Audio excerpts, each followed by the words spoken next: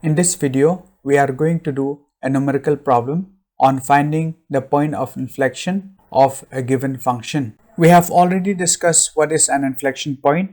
An inflection point or point of inflection is a point in which the concavity of the function changes. It is a point on a continuous plane curve at which the curve changes from being concave downward to being concave upward, or from being concave upward to being concave downward, and vice versa.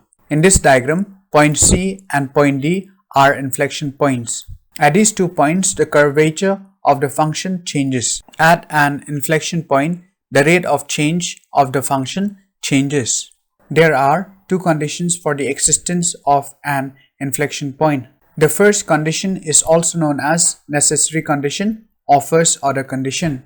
The first condition requires that the second order derivative or second derivative should be equal to 0. That is, f double prime x or d square y by dx square should be equal to 0. This ensures that at a point of inflection, the rate of change of the function is 0. The second condition is also known as sufficient condition or second order condition. The second condition or sufficient condition requires the second derivative to have opposite sign in the neighborhood of x. Now this ensures that the rate of change of the function changes from being decreasing to being increasing, or from being increasing to being decreasing, and vice versa.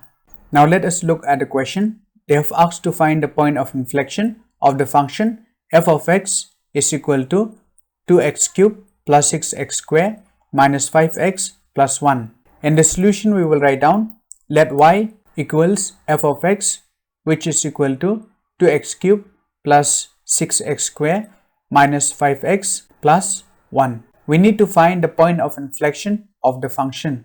In order to obtain the second order derivative or second derivative of the function, we need to differentiate the function twice. Let us first find the first derivative of the function. By using the rules of differentiation, the first derivative of the function is equal to 6x squared plus 12x minus 5. After obtaining the first derivative of the function, we can now proceed to find the second derivative of the function. By using the rules of differentiation, the second derivative of the function is equal to 12x plus 12. According to the first order condition, for the existence of an inflection point, the second derivative should be equal to 0, or 12x plus 12 should be equal to 0. Solving for x, we have, by transferring 12 to the right hand side, we have 12x is equal to minus 12. Let us transfer 12 to the denominator. X equals minus 12 divided by 12 equals 1. So the function has an inflection point at x equals minus 1. Therefore, the stationary point at which the function may have an inflection point is at x equals minus 1. According to the second order condition, for the existence of an inflection point, the second derivative should have opposite signs in the immediate neighborhood of x equals minus 1. Immediate neighbor of x equals minus 1 are x equals minus 2 and x equals 0. Let us now substitute the value of x equals minus 2 and x equals 0 in the second derivative of the function in order to check whether the second derivative has opposite sign in the immediate neighbor of x equals minus 1. That is, at x equals minus 2 and x equals 0. Let us first evaluate the second derivative at x equals minus 2. Plus times minus equals minus. 12 times 2 equals 24 plus 12. Minus 24 plus 12 equals minus 12, which is less than 0. So the second derivative is negative at x equals minus 2. Next, let us evaluate the second derivative at x equals 0. 12 times 0 equals 0 plus 12. 0 plus 12 equals 12, which is greater than 0. So the second derivative is positive at x equals 0.